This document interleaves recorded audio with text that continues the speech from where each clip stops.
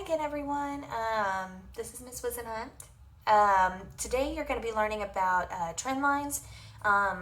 This is just going to be part one because I don't have a printed version of the questions I want to give you, and I'm running up to the school tomorrow so I can get that printed off so I can have actual paper in front of me so I can write on that and you can visually see that. But I am going to be doing a couple of like word type problems with trend lines, and I'll be sure to pause the video and write it by hand, and that way you're not watching me write it by hand for the whole time. Alright, we'll see you in a minute. Alright guys, so that gave me a little bit of time to do that. Alright, so example, this one says if a set of data points has a trend line of y equals negative 3.2x plus 9, what's the predicted value of y when x equals 20? Alright, so I know most of y'all don't have your calculators, and that's fine, but you should have a calculator on your phone, on your laptop, or even a 4-function calculator may work with this. So on this, it says what's the predicted value of y when x is 20? Well, we're going to take this equation, we're going to rewrite it. So we have y equals negative 3.2x plus 9. And I'm going to try to make these a little bit bolder so it's a little bit easier to see. Alright, so what's the predicted value of y when x is 20? Well, it tells us the value of x. So it says x is 20. So we're going to take that 20 and we're going to plug it in anytime we see the letter x. Alright, so we've got y equals negative 3.2. It says, and then there's the x. Well, there's nothing in between there, so there's an invisible multiplication sign. So we're going to put multiplied by 20, and then we're going to finish the rest of the problem. So plus 9. So it's asking what's the predicted value of y. So we don't know the letter y. We don't know the value of it. So we're just going to leave it there. Alright, and so now we're going to do PEMDAS, or you could just type in your calculator, but you're going to do multiplication first. So you're going to multiply that negative 3.2 times 20, and I have a calculator, so I'm going to do that. 3.2. Alright, that's going to give me negative 64. Let me double check my math on that. 3.2 times 20, and then it's negative. Yep. So 64 plus, or negative 64 plus 9. So y equals negative 64 plus 9. You do that in your calculator, you're going to get 55. So if you're here watching without having a calculator, anytime you add and the numbers are different, you're going to subtract and take the sign of the larger number. Anyway, so the answer to this one would be y equals 55. Alright, we're going to do another one similar to this. Give me a second so I can write it down for you. Alright guys, here we go. So it says Andrew graphed a scatter plot of the number of hours he drove, h, and the number of miles he traveled, d. He found the trend line to be d equals 52.5h plus 4. What's the predicted distance he will travel if he drives 4 hours? Alright, so we've got a lot of information there. It says the number of hours is h in hours, and it says the number of miles he traveled is d. So the reason they put d is most likely distance, because miles is a form of distance. So we're going to first start by taking this equation and writing it down.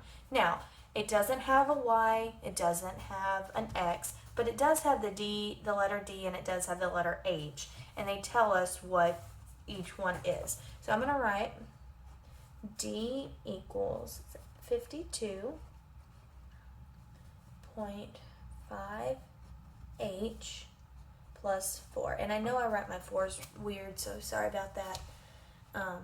And I can't determine whether I want to write my 2s like that or like that.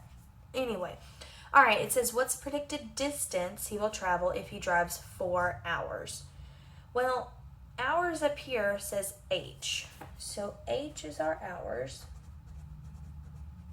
And d is our distance in miles. It even tells us right here, distance. All right, so what we're gonna do is we're gonna plug in what we know. Predicted distance he'll travel if he drives 4 hours. Well, hours is h, so I'm gonna plug in the 4 where there's an h. I'm looking for the distance, so I'm gonna leave the letter D right there. I'm not gonna mess with it. All right, 52.5. I'm gonna multiply that times the 4 hours, and then plus 4. That 4 was already in there. All right, so I'm gonna get my calculator. 52.5. I'm gonna multiply that times 4. That gives me 210. I'm gonna double check myself. 52.5 times 4. Yep, 210 plus 4. You can use a calculator. You kind of do it in your head. 210 plus 4 is 214. So bring down the D equals, so it's 214 miles. And that's important to know because standardized testing will try to trick you, and they'll put 214 miles, 214 hours. And so even if you do the math right, you've got to know what exactly it's asking for. All right, we're gonna do one more. Give me just a minute to write it. All right, guys, so I found a little mess up in my last one. I'm making these up off the top of my head, so I messed up on that last one, so that's why there's a page torn out. All right, but I'm gonna go ahead and read this one to you. It says, if a set of data points has a trend line of y equals 3x plus 6, what's the predicted value of x when y equals 18?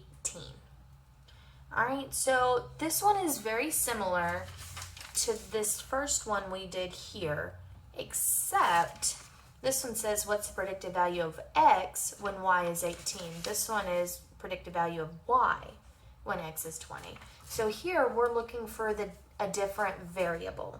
So we're looking for a different number. So we're going to start out doing the same thing.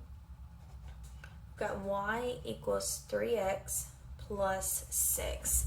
It says what is the predicted value of x when y is 18? So we're going to take that 18 and we're going to plug it in for y instead of x. So now I've got 18 equals 3x plus 6. All right, so since you're in 8th grade, you should know how to set this up. If not, well, I'll go ahead and walk you through it. If you want to do it on your own, just pause this video, try to work it out on your own, and then come back. All right, so right here, I don't like looking at them in that form. So I'm going to take my 18 and I'm going to put it on the other side. So I'm just going to reverse these. So they're equal, so I'm just going to reverse it.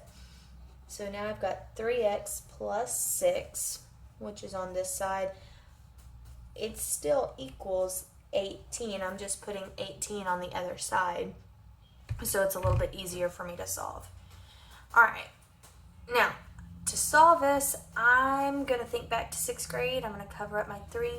You have to do the opposite. X plus 6 equals 18. So we're going to do the opposite. The opposite of plus 6 is minus 6. I am going to draw my line because whatever I do to one side, I have to do to the other. So x plus 6. So I'm going to subtract 6 on both sides. And then the positive 6 minus 6 cancels out. And then I'm going to do 18 minus 6. 8 minus 6 is 2. I'm going to bring down my 1, so that's 12. And now I'm going to bring down this full 3x. So 3 times a number equals 12. Well, the opposite of multiplication is division. So I'm going to do divided by 3. So I'm going to divide by 3 over here. So x is going to equal 4. All right, so what is the predicted value of x when y equals 18? Well, your answer is going to be x equals 4. If you wanted to go back and check it, you can plug 4 in and see if it gives you 18. 3 times 4 is 12. 12 plus 6 is 18. All right, guys. So that's the end of this video. I will have trend line part 2 up tomorrow or the next day. And I'll have actual paper so you can look at actual graphs.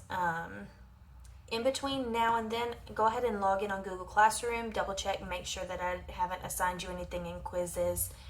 Depending on how long it takes me to get to the school, get the stuff printed out and do everything, it might be another day or two before I can get the video uploaded.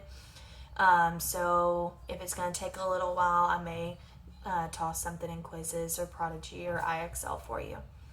Alright guys, I will talk to you later. Bye.